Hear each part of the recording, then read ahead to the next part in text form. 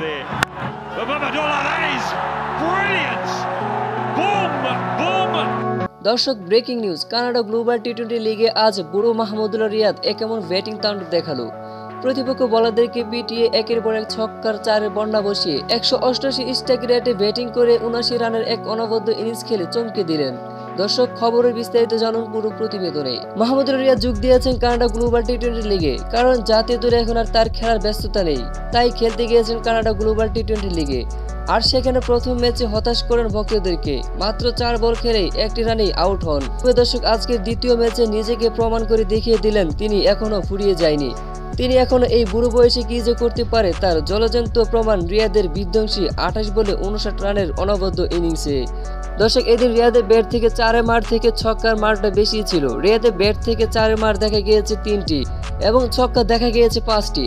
তো দর্শক, Canada global টি-20 লিগে রিয়াদের এমন বিধ্বংসী ব্যাটিং আপনাদের কাছে কেমন লেগেছে তা অবশ্যই জানিয়ে দিন আমাদের ভিডিওর কমেন্ট বক্সে।